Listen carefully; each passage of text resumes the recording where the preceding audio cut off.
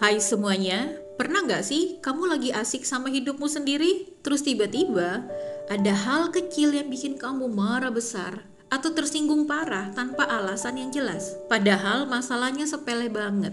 Atau kamu sering banget nih ngejudge atau menghakimi satu sifat di orang lain. Misalnya, sifat egois. Tapi lucunya nih, jauh di dalam, kamu tahu kamu juga punya sifat itu. Pahami bahwa perasaan gak nyaman, self-sabotage, atau sering overthinking itu seringkali bersumber dari bagian diri kita yang tersembunyi. Ya, bagian yang kita tolak. Yang kita sebut ini sebagai sisi gelap. Kenapa sih kita suka menolak sisi ini? Dan kalau kita berani lihat bayangan ini, apa untungnya buat ketenangan hidup kita ya? Ya, bagi kamu yang baru bergabung di sini, kenalin aku Rin Kanrin, seorang energy healer dan spiritual guide.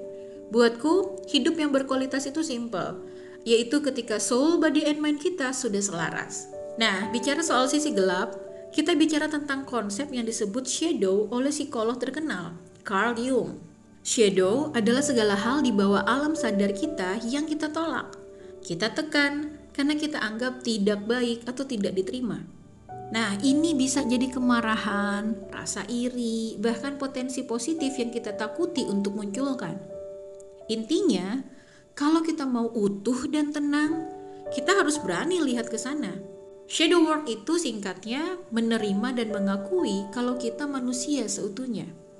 Secara energi dan spiritual, waktu kita menolak suatu emosi, misalnya takut gagal atau rasa iri, energi emosi itu nggak hilang. Dia cuma stuck atau terjebak di bawah alam sadar kita. Ini lama-lama menciptakan blokade yang sering muncul sebagai trigger mendadak. Pola hubungan yang menyakitkan bahkan bisa bermanifestasi ke fisik. Secara spiritual, bayangan ini adalah bahan baku pertumbuhan. Ya, kamu nggak bisa healing kalau kamu cuma mau menerima sisi cahaya atau sifat baikmu saja.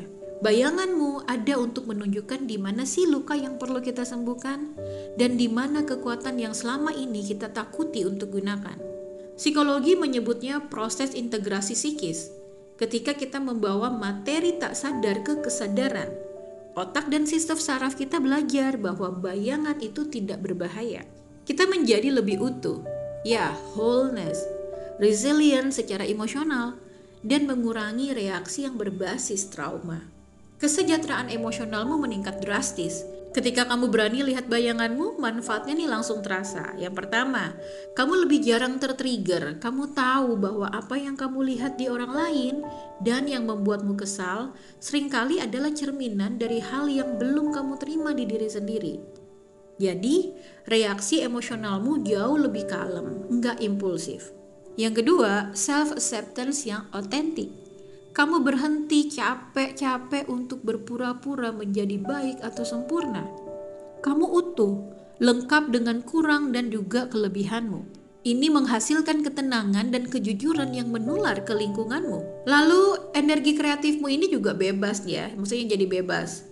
Energi yang tadinya dipakai habis-habisan untuk menekan sisi gelap, jadi bisa dipakai untuk hal yang lebih produktif, seperti berkarya, fokus untuk mengejar impianmu, belajar hal-hal yang relevan dengan profesimu atau sesuai dengan minatmu dan sebagainya. Bagi kamu yang belum terbiasa dengan meditasi nafas, ini cara praktisnya selain meditasi nafas. Ya, ini adalah cara yang relatable banget dan bisa kamu coba hari ini juga. Yang pertama yaitu mencari proyeksi.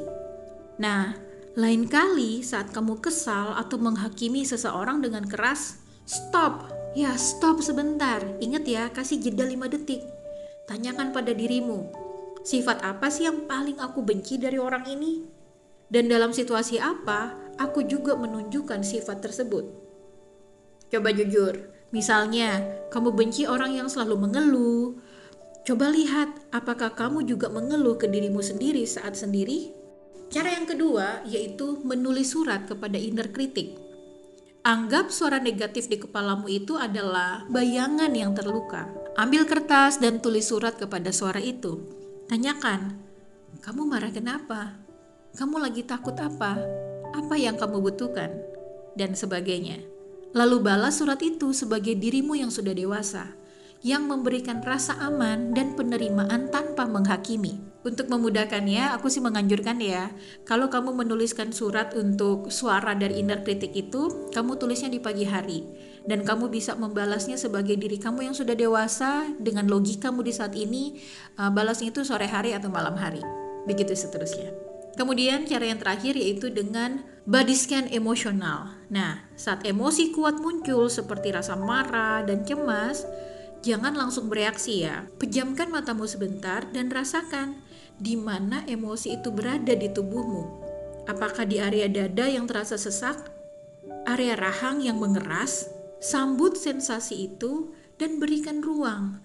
Jangan dihakimi atau dianalisis. Kamu cukup mengatakan pada diri kamu sendiri, aku melihat kemarahan ini di dadaku, dan itu oke. Nah, ini adalah cara untuk merangkul bayangan secara fisik. Sadari bahwa shadow work itu bukan tentang jadi orang suci. Ya, menjadi orang yang tidak lagi ada emosi atau tidak pernah berbuat salah. Tetapi ini tentang menjadi orang yang utuh.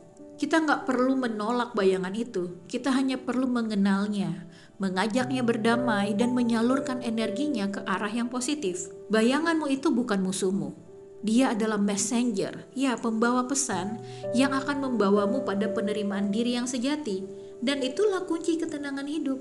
Kalau kamu punya pengalaman tentang shadow work, tolong share dong di kolom komentar dan share juga opinimu untuk bisa melengkapi informasi yang kusampaikan kali ini. Dan tolong support channel ini ya dengan cara like, share link ini ke teman-teman atau ke keluarga, subscribe serta tap bell notifikasinya. Okay, thank you so much. Have more powerful and meaningful life. Bye-bye.